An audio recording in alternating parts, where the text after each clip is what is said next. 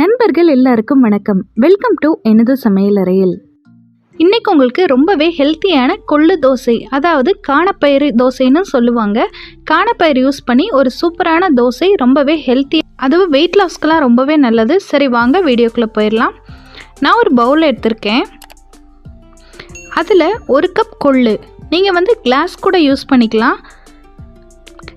இன்னொரு கப் கருப்பு கொள்ளு, அதாவது கருப்பு காணம், ஒரு வெள்ளை காணமும் ஒரு கருப்பு காணமும் சேர்த்துருக்கேன், ஒரு பங்கு. கருப்பு கொள்ளில் சத்து கொஞ்சம் ஜாஸ்தின்னு சொன்னனால நான் சேர்த்துருக்கேன். நீங்கள் ஏதாச்சும் ஒன்று கூட சேர்த்துக்கலாம். அடுத்ததாக 1/2 கப் உளுந்து உள்ளே சேர்த்துக்கலாம். எல்லாத்துக்கும் ஒரே அளவு பவுல் தான் நான் யூஸ் பண்ணுறேன். அடுத்ததாக 1 கப் இட்லி அரிசி சேர்த்துக்கிறேன், அதாவது புழுங்கல் அரிசி. கடைசியாக 1 கப் பச்சரிசி தான் சேர்த்துருக்கேன். அடுத்ததாக 2 ஸ்பூன் அவல் சேர்த்துக்கலாம். நான் சிகப்பு அவல் சேர்த்துருக்கேன், நீங்கள் வெள்ளை அவல் கூட சேர்த்துக்கலாம், ஒன்றும் ப்ராப்ளம் கிடையாது. அடுத்ததாக 1/2 ஸ்பூன் வெந்தயமும் உள்ளே சேர்த்துக்கலாம். உள்ளே சேர்த்துட்டு தண்ணி சேர்த்து நல்லா இதை அலசிட்டு கிட்டத்தட்ட ஒரு 6 மணி நேரம் நல்லா ஊற வச்சிடலாம். 6 மணி நேரம் கழித்து பாருங்கள், இதை நான் மிக்ஸி ஜாரில் சேர்த்துருக்கேன். இதில் ஒரு 12 போல் சின்ன வெங்காயத்தை உள்ளே சேர்த்துக்கலாம். சின்ன வெங்காயம் சேர்த்ததுக்கப்புறமா 6 வரமிளகாய் உள்ளே சேர்த்துக்கலாம். அடுத்ததாக ஒரு 6 பல் பூண்டு உள்ளே சேர்த்துக்கலாம். அடுத்து 1 இன்ச் இஞ்சியே உள்ளே சேர்த்துக்கலாம். அப்புறமா ஒரு 1/4 ஸ்பூன் பெருங்காயப்பொடி உள்ளே சேர்த்துக்கலாம். கடைசியாக தேவையான அளவு உப்பு சேர்த்துக்கலாம். நான் கல்லுப்பு சேர்க்குறேன். இது எதுவும் சேர்க்காம வெறும் தோசை மாவாக கூட அரைச்சி எடுத்துக்கலாம். இதெல்லாம் சேர்க்கும்போது கொஞ்சம் காரசாரமாக நல்லா டேஸ்ட்டாக இருக்கும். ஓகே, இதெல்லாம் சேர்த்து நல்லா அரைச்சி எடுத்தாச்சு. நல்லா அரைச்சி எடுத்துகிட்டு பாருங்கள், நல்லா பக்குவத்தில் அரைஞ்சிருக்கு. கிரைண்டர், மிக்ஸி எது வேணால் யூஸ் பண்ணி நீங்கள் அரைச்சி எடுத்துக்கலாம்.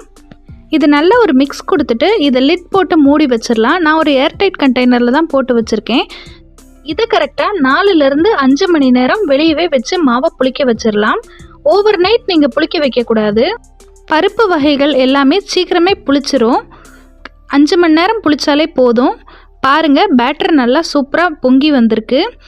இதில் தேவையான அளவு தண்ணி ஊற்றி நல்லா தோசை மாவு அளவுக்கு கரைச்சி எடுத்துக்கலாம். நல்லா ஒரு மிக்ஸ் கொடுத்துக்கலாம். அடுத்தது என்ன, தோசை ஊற்றுறது தான். சரி வாங்க தோசை ஊற்றிடலாம். கல் நல்லா காஞ்சிருச்சு. தோசை மாவு ஊற்றிட்டு நல்லா தோசையை வறுத்து விட்டுக்கலாம்.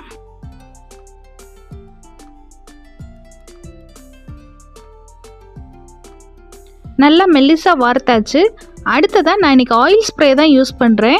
இது யூஸ் பண்ணுறனால எண்ணெய் ரொம்ப யூஸ் பண்ண மாட்டோம், அளவாக யூஸ் பண்ணிக்கலாம்.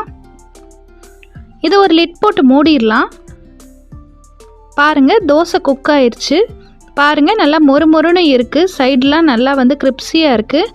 இந்த ரெசிபி நீங்களும் ட்ரை பண்ணி பார்த்துட்டு எப்படி இருக்குன்னு சொல்லுங்கள். வெயிட் லாஸ்க்கு ட்ரை பண்ணுறவங்களுக்கு ரொம்பவே டேஸ்டியான பிரேக்ஃபாஸ்ட்டாக அமையும் இது. நல்லா பெருங்காயத்தோட ஃப்ளேவர்லாம் சூப்பராக இருக்கும் இந்த தோசையில். அவ்வளோதான், தோசையை மடிச்சுட்டு பிளேட்டில் மாற்றி சாப்பிட்றது ஒன்று தான் வேலை. பாருங்கள், சூப்பராக மொறுமொறுப்பான ஒரு சூப்பரான கொள்ளு தோசை ரெடி ஆயிடுச்சு. இந்த தோசைக்கு நான் தக்காளி சட்னியும் உளுந்து சட்னியும் வச்சுருக்கேன். தக்காளி சட்னியும் உளுந்து சட்னியும் எப்படி குயிக்காக எப்படி வைக்கிறதுன்ற வீடியோவோட லிங்க் டிஸ்கிரிப்ஷனில் கொடுத்துருக்கேன். மறக்காமல் அதையும் பார்த்துட்டு ட்ரை பண்ணி பாருங்கள். உங்களுக்கு ஏதாச்சும் ஸ்பெஷலான ரெசிபி வேணும்னா மறக்காமல் கமெண்ட்ஸில் சொல்லுங்கள். உங்களுக்காக கண்டிப்பாக அந்த ரெசிபி நான் டெடிகேட் பண்ணுவேன். அப்புறம் சப்ஸ்கிரைப் பண்ணாத நண்பர்கள் மறக்காமல் சப்ஸ்கிரைபும் பண்ணிடுங்க. அப்புறம் என்ன, இன்னொரு வீடியோவில் சந்திப்போம். Until then, டாடா bye bye, see you from எனது சமையலறையில். And thanks for watching.